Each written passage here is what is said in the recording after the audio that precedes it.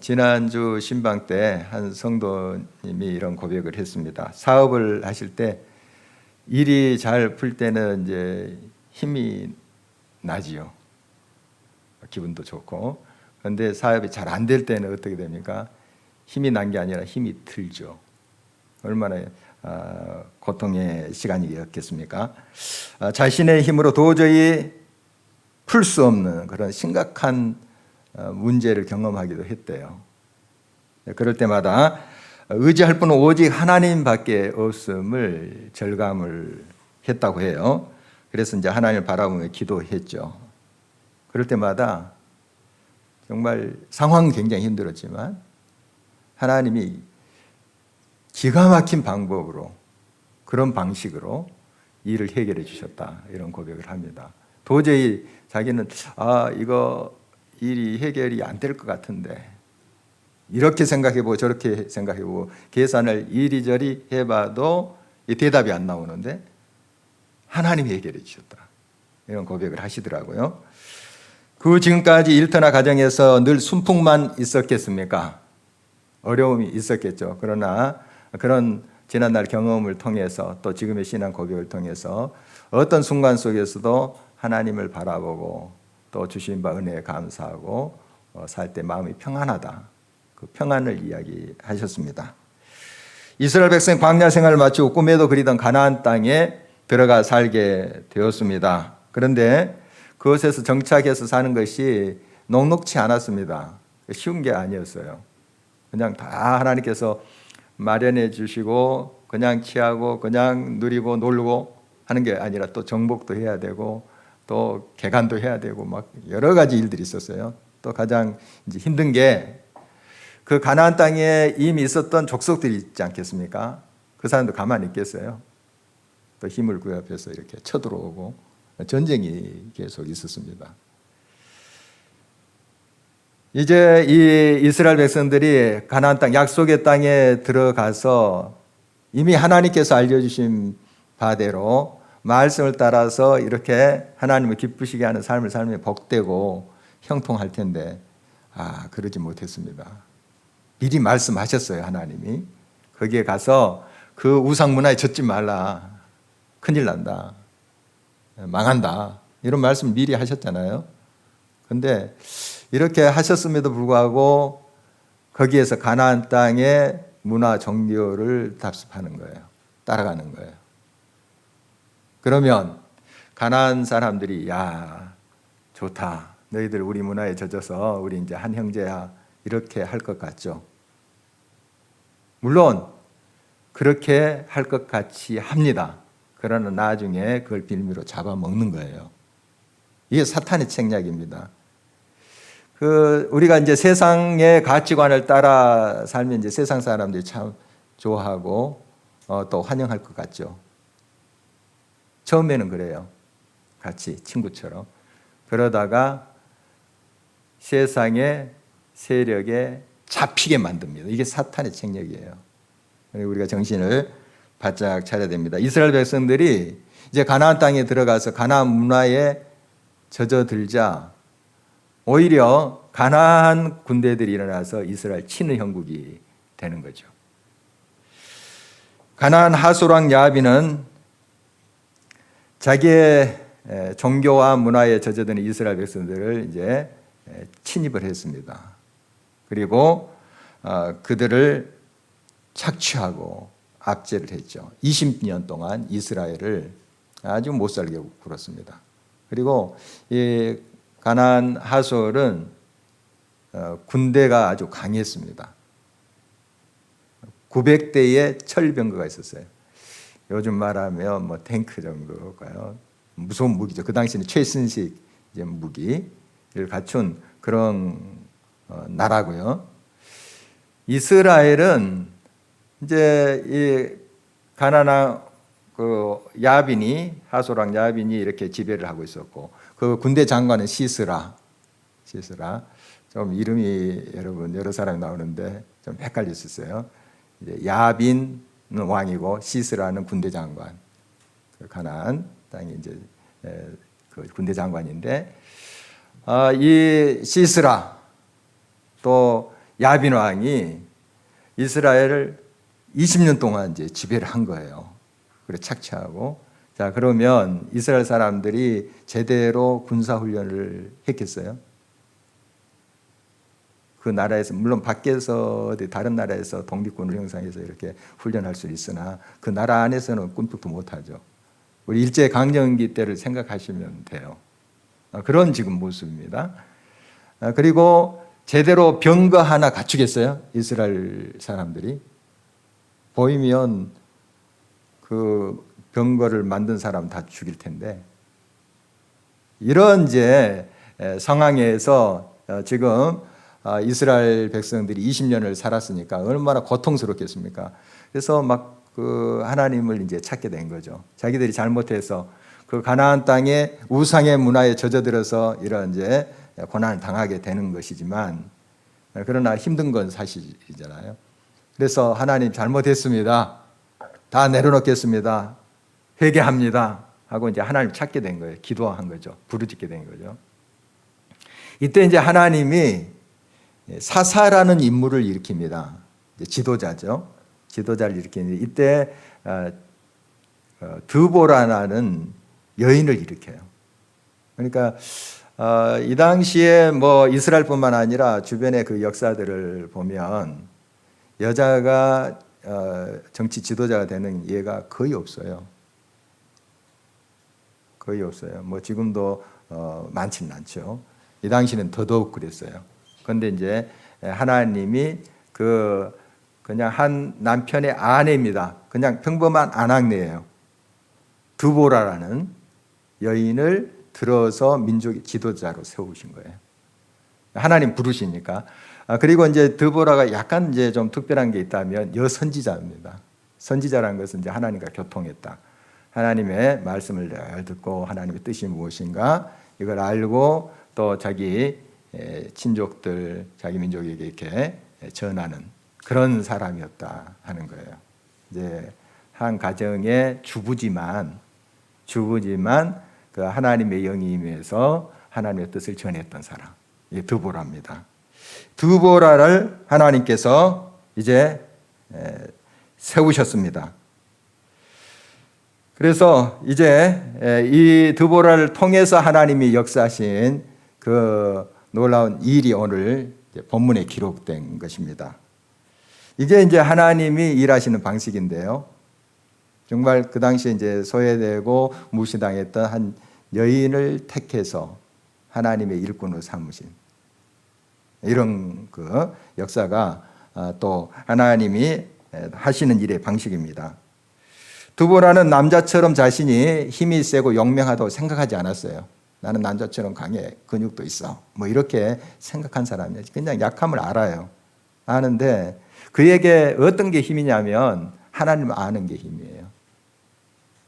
하나님이 나와 함께 하신다. 하나님이 우리 백성과 함께 하신다. 이걸 아는 거예요.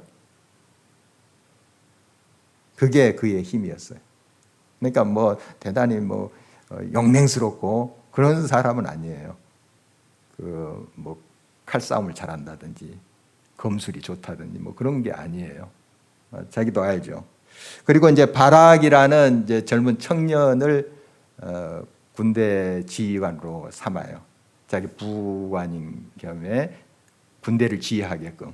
그래서 명령을 내리지만 직접 이제 싸움터에 앞장서 나간 사람 바락이라는 장군이에요. 젊은 장군 바락.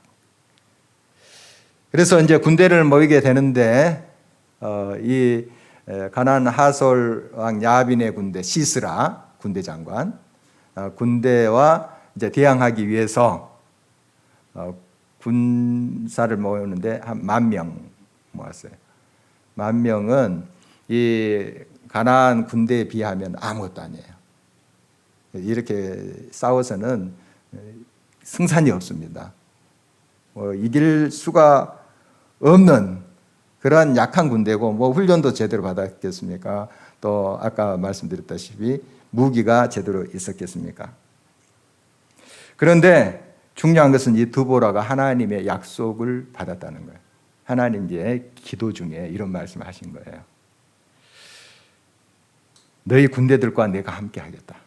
이스라엘 군대와 함께 하겠다. 이건 이제 드보라에게 하나님이 약속하신 거예요. 그리고 시스라의 군대, 그 가나안 군대 장관 있죠. 시스라의 군대를 이기게 하겠다. 이 약속을 받는 게 기도 중에. 그러니까 드보라는 이 약속을 붙잡는 거죠.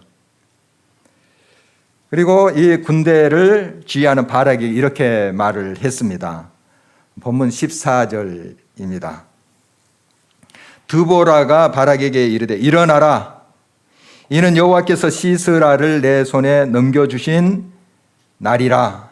여호와께서 너의 앞서 나가지 아니하시느냐 하는지라. 이에 바락이 10,000명을 거느리고 다볼산에 내려가니. 이 말씀 보세요. 시스라를 내 손에 넘겨주신 날이라. 넘겨주실, 줄 거야 이게 아니고 주신 날이라. 이미 끝났어요. 시스라 그 강한 군대, 어마어마한 군대, 철병거만 900대. 엄청난 겁니다. 사실 엄청나다는 뜻이에요. 그런데 내 손에 그들을 넘겨주신 날이라. 이게 믿음이에요. 하나님은 이렇게 역사하십니다. 지금 눈앞에는 그 가나안 군대들이 쫙 깔렸습니다. 도저히 우리의 힘으로 할 수 없다. 이렇게 이스라엘 사람들은 아마 절망했을 거예요. 그러나 이 드보라, 하나님의 사람, 하나님의 음성을 들었고 하나님의 약속을 붙잡은 사람은 정말 그 하나님의 약속을 꼭 붙잡고 나갔던 것이죠. 전력으로나 경력으로나 이렇게 보더라도 서로 상대가 안 되는 그 상황입니다. 그러나 정말 하나님이 보여주시는 그 하나님의 역사를 이 드보라는 보았던 것입니다. 그리고 하나님의 약속을 그대로 믿어버린 거예요. 참 대단한 사람입니다. 바울은 그리스도의 복음을 전하다가 유대인들의 관계로 제수의 몸이 되어서 이제 로마로 이송되게 돼요. 배를 타고 가는데요. 이제 지중해를 이렇게 항해하면서 배를 타고 가겠죠. 처음에는 이 배가 순풍을 만나서 잘 갔어요. 그런데 곧 광풍을 맞이하게 된 겁니다. 유라굴로라는 그 광풍을 맞이하게 됐어요. 배에 탄 사람이 276명이었는데 굉장히 큰 배겠죠. 광풍을 만났습니다. 그래서 이 선원들과 또 그 선장이 얼마나 노련한 사람들이겠습니까?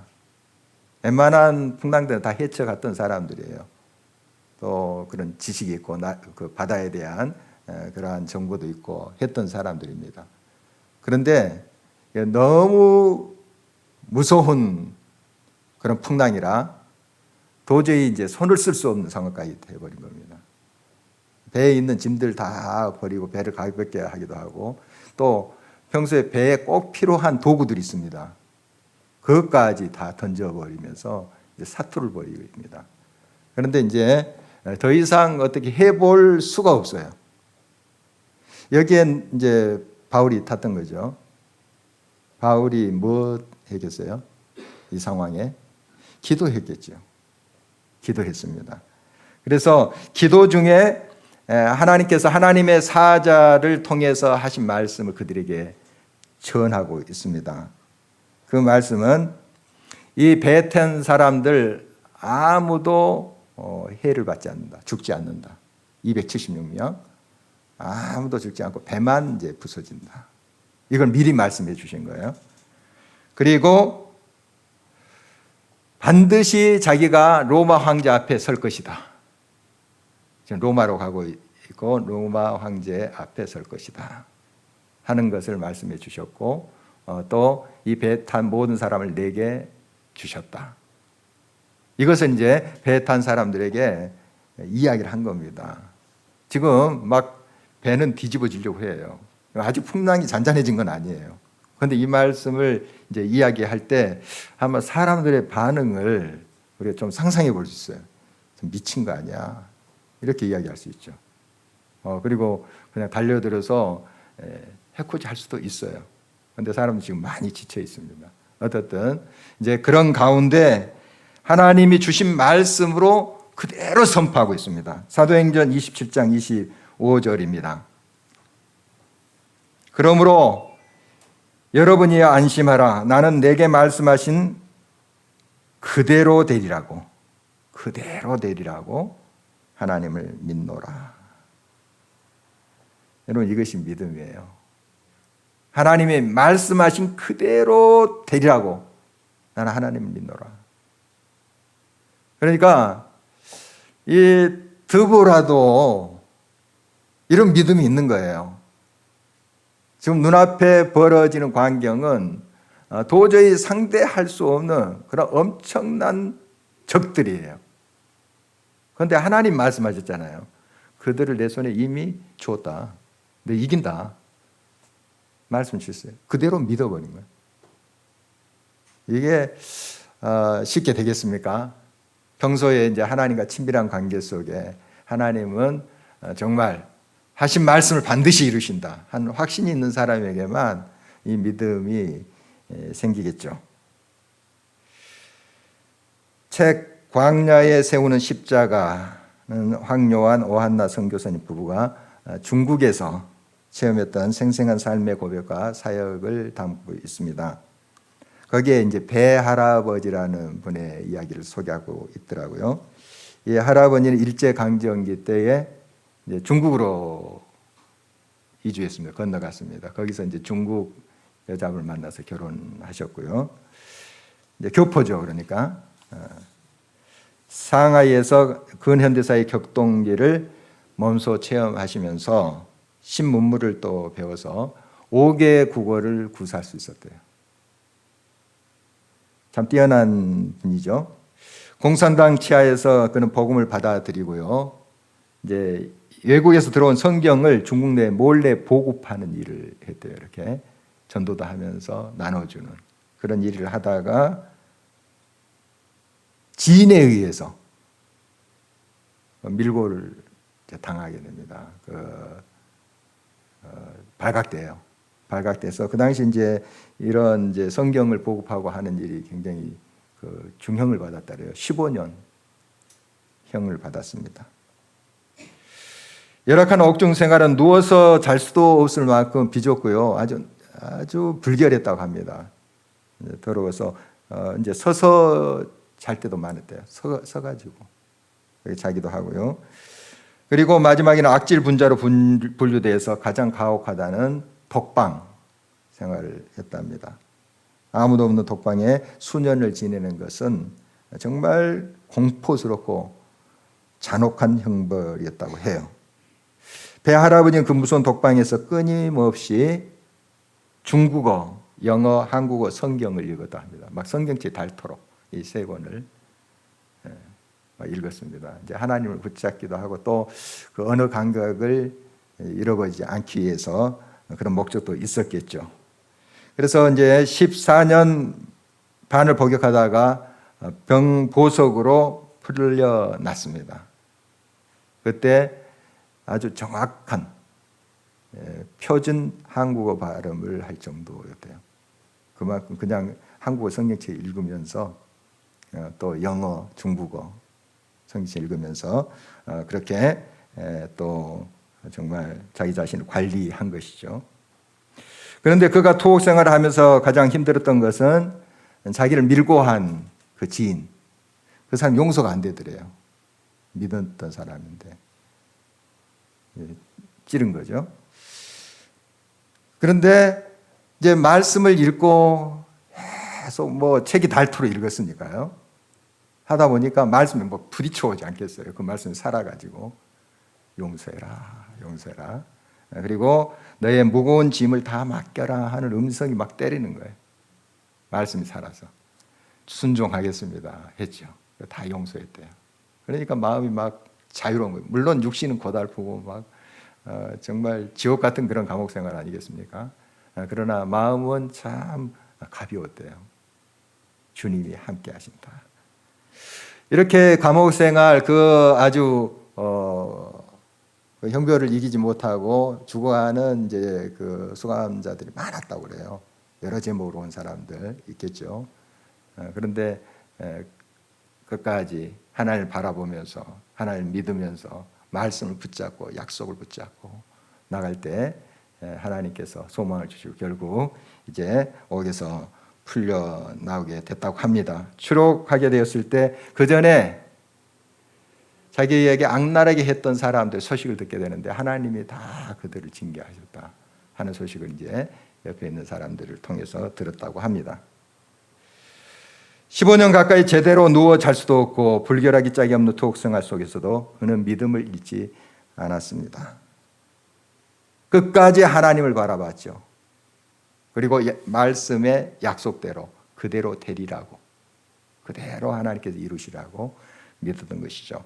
바로 그 믿음이 그를 승리하게 하신 것이에요. 그가 대단한 의지가 있어서 건강해서 아니죠. 병약했다고 해요. 그러나 믿음이 그를 승리하게 했다 하는 것입니다. 드보라의 명령에 따라 바락은 그 무시무시한 적군을 향해서 나아갔습니다. 이때 하나님은 기적을 베푸셔서 15절 말씀을 주목하십니다. 여호와께서 바락 앞에서 시스라와 그 모든 병거와 그의 온 군대를 칼날로 혼란에 빠지게 하심에 시스라가 병거에서 내려 걸어서 도망한지라. 철 병거 900대 그리고 잘 훈련된 그 대군을 가진 시스라, 그 가나안 군대 장관 얼마나 기고만장했겠습니까? 20년 동안 자기가 말한 대로 됐죠. 죽으라면 죽을 신용을 이스라엘 사람들이 했어야 돼요. 그렇게 교만했던 그입니다. 그러나 하나님의 명령에 따라서 바락이 얼마 안 되는 이스라엘 군대를 거느리고 그들한테 가자 어떤 일이 일어났는가 하면 그 시스라의 군대가 와해돼 버린 거예요. 무너져 버린 거예요. 전열이 흐트러져 버린 거죠. 이게 이제 하나님이 하신 일이에요. 막 혼란에 빠지게 됩니다. 그리고 시스라 자신도 병거에서 내려서 막 맨발로 도망가는 거예요. 이런 형국이 벌어져 버린 거예요. 이게 하나님이 하시는 방식이에요. 바락이 대단히 용맹스럽고 대단히 능력 있고 해서도 아니고요. 이스라엘 군대가 강해서 또 숫자 많아서 그런 현상이 일어난 것도 아니에요. 하나님이 하시는 것이죠. 15절 처음에 보면 여호와께서 하셨다.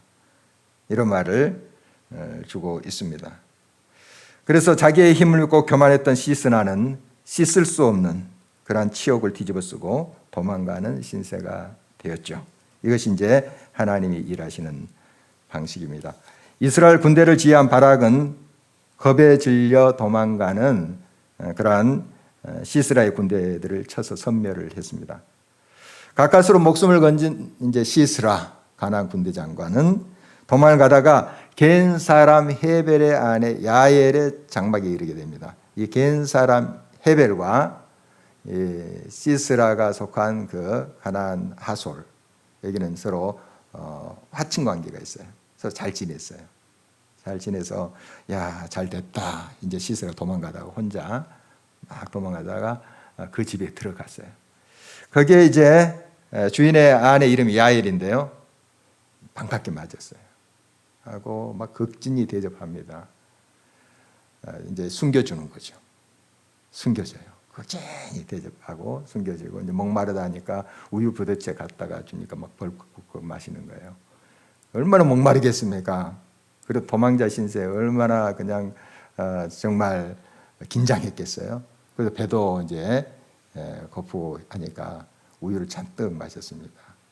그리고 이제 좀 안심을 하게 되고 이제 살았구나 하고 이제 이불을 덮어주자 그냥 골아 떨어져 버린 거예요.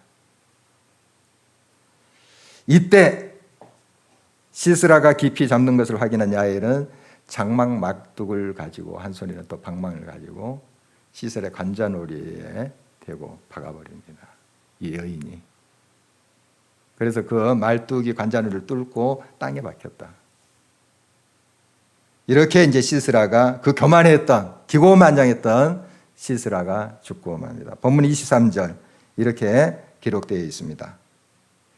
이와 같이 이 날에 하나님이 가나안 왕 야빈을 이스라엘 자손 앞에 굴복하게 하신지라. 하나님이 하셨다 하는 말씀이죠. 이게 하나님이 일하시는 방식입니다. 야엘 역시 그저 평범한 아낙네예요.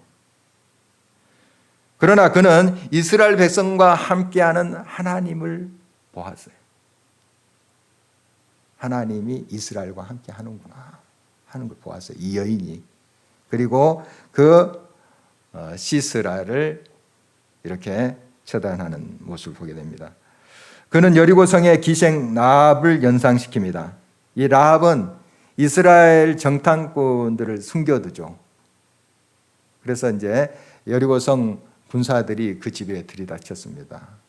그 주막에 들이닥쳐서 여기 정탐꾼들이 왔지? 이렇게 물었어요. 근데 이미 지금 이제 지붕에 숨겨놓고 있는 거거든요. 라합은 예, 왔습니다 했어요. 왔어요. 왔는데 이쪽으로 나갔습니다. 빠져나갔습니다. 지금 이제 숨겨놓고 그렇게 이제 했었죠. 들키면 어떻게 되겠어요? 자기는 물론 일가족 다 죽임 당합니다.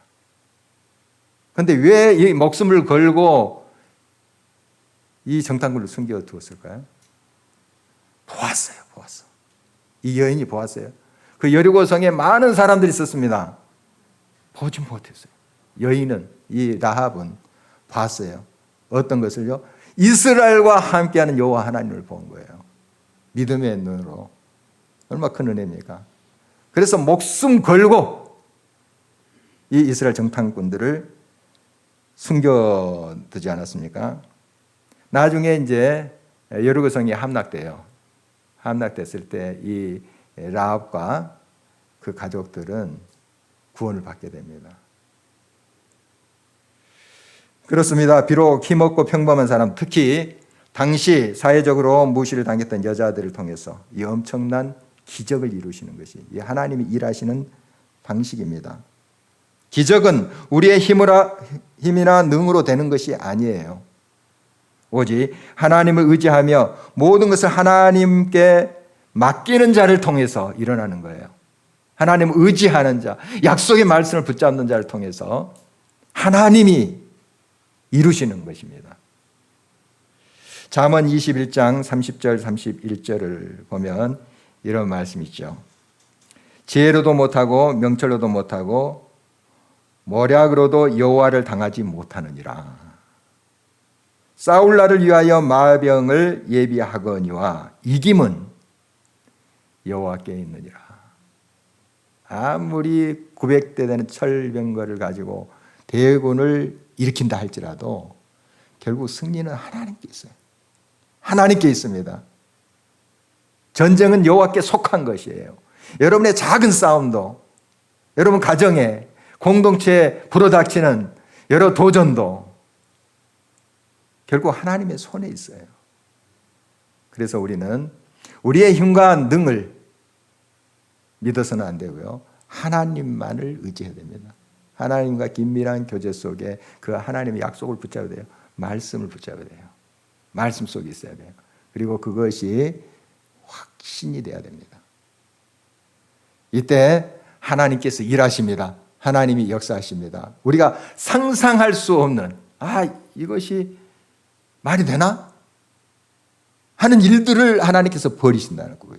그게 이제 하나님의 일하시는 방식입니다.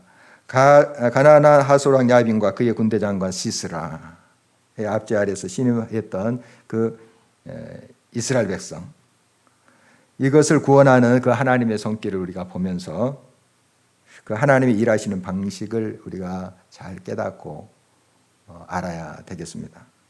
하나님은 철저히 모든 것을 내려놓게 하십니다. 비우게 하세요. 내려놓게. 우상의 문화, 세상의 가치관 내려놓게 하십니다. 여러 도전을 통해서, 여러 과정을 통해서 그거 다 비우게 하세요. 내려놓게 하세요. 그래야만이 하나님을 붙잡지 않겠어요. 내려놔야지, 비워야지 하나님 것을 채우지 않겠어요. 내려놓게 하세요. 그리고 부르짖게 하세요. 오직 여호와 하나님만을 향해서 기도하게 하십니다. 다 비우게 하시고 하나님만 구원이시다, 하나님만이 생명이시다 고백해 하시고 그 하나님께 기도하게 하십니다. 부르짖게 하세요. 그리고 하나님은 당신의 뜻에 전적으로 순종하는 자, 믿고 순종하는 자를 쓰십니다. 대단히 영맹스럽고 훈련이 잘된 사람이 하나님께 겸손히 순종하면 더 크게 쓰임 받을 수도 있겠죠. 그러나 이런 사람들이 대부분 교만해요. 자기 힘 믿으니까. 물론 이렇게 잘 갖추고 많이 배운 사람이 겸손하면 얼마나 좋겠습니까? 하나님 기뻐하시겠죠. 그러나 하나님은 이런 겸손히 자기를 비우고 하나님을 붙잡고 의지하고 순종하는 자를 기뻐하십니다. 그가 누구든 많이 배우든 적게 배우든 많이 가진 자든 적게 가진 자든 상관없이 하나님을 믿고 순종하는 자, 글을 쓰십니다. 그리고 하나님은 교만한 자를 물리치십니다.